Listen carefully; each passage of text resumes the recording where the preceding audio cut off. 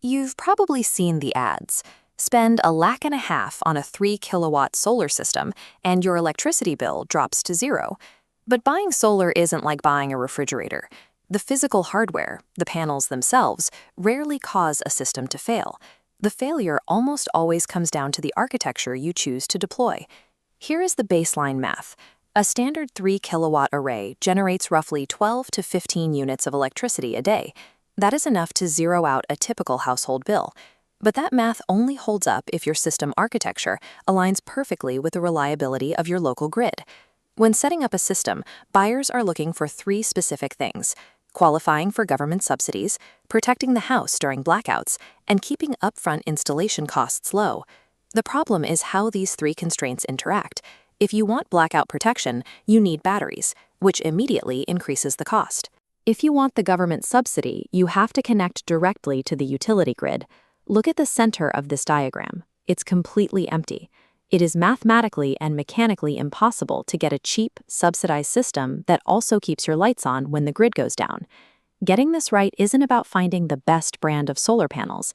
It requires diagnosing your specific local power conditions so you don't end up with an expensive pile of glass and metal sitting uselessly on your roof. Let's break down the exact trade-offs, starting with the on-grid system. Financially, this is the most attractive route. You can claim up to 78,000 rupees in government subsidies, and because the system syncs directly with your utility company, you can run an unlimited amount of heavy loads inside your house. But there is a massive trade-off. For safety reasons, grid-tied inverters have an anti-islanding feature. If the local grid loses power, your solar system instantly shuts down. You get exactly 0 blackout protection. If you experience frequent power cuts, look at the second option, the off-grid system. By adding battery storage, you gain total energy independence. When the neighborhood goes dark, your house keeps running. However, going off-grid means you forfeit all government subsidies. Worse, your household's maximum power draw is now hard-capped by the physical limit of your inverter. If you pair a 3 kilowatt panel array with a standard 3 kVA inverter, your house can only pull about 2,400 watts at any given moment. It doesn't matter how brightly the sun is shining. If you exceed that 2,400 watt cap, the whole system trips. You can prevent this by future-proofing your setup. You do this by intentionally oversizing the inverter. Instead of a 3 kVA unit, you install a 5 kVA inverter alongside your 3 kilowatt panels. This oversizing adds roughly 10,000 to 20,000 rupees to your upfront cost, but it absorbs the massive power spikes from heavy appliances, like a 1-ton AC unit, keeping the system online. This matrix lays out the 3 architectures. On-grid and off-grid trade blows on cost and limits. Notice the hybrid row attempts to give you everything: grid syncing, net metering, and backup. But look at the upfront cost column. You pay a massive premium. For most buyers, the choice is a strict binary.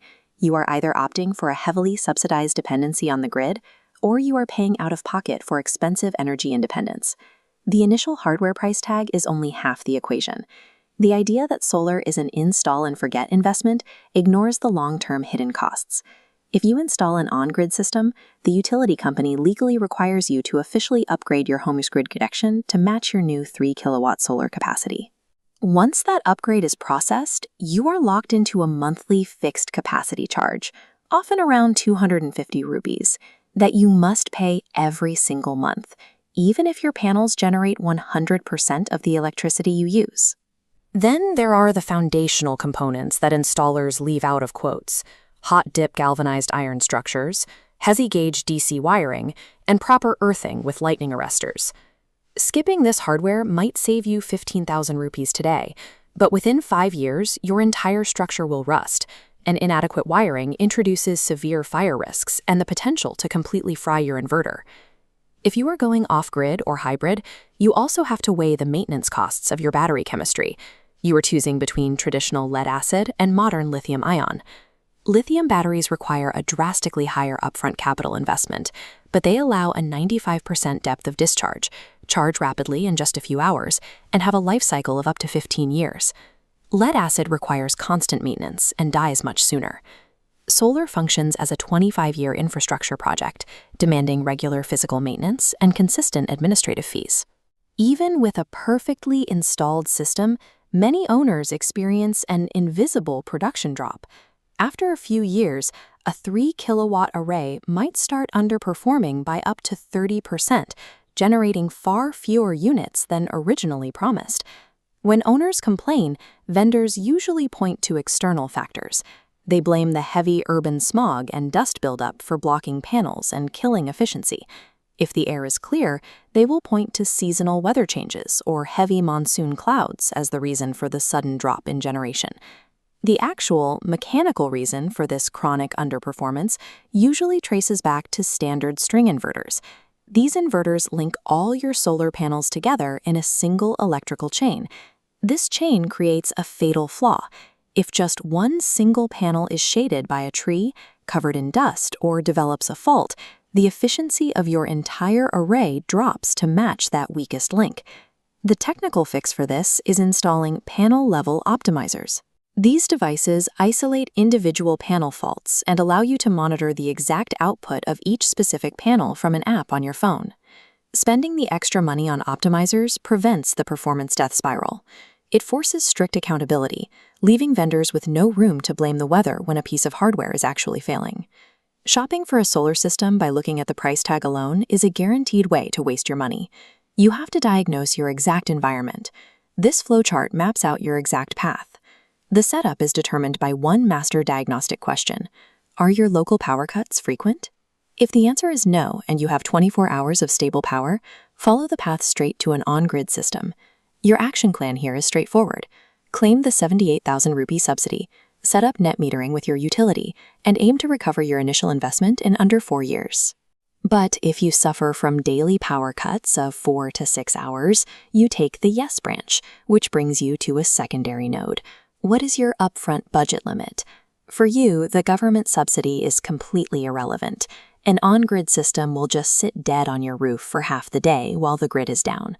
If you are on a strict budget, follow this path. Choose an off-grid system, but it is absolutely mandatory that you buy an oversized 5 kVA inverter to handle your peak household loads without tripping. If your budget allows, follow the high-budget branch. A hybrid system paired with lithium batteries and panel-level optimizers will give you a zero-compromise setup. Be extremely wary of local vendors offering deep discounts. A cheap quote almost always means they are cutting corners on the underlying architecture or using outdated technology. You are attaching a 25-year infrastructure project to your roof.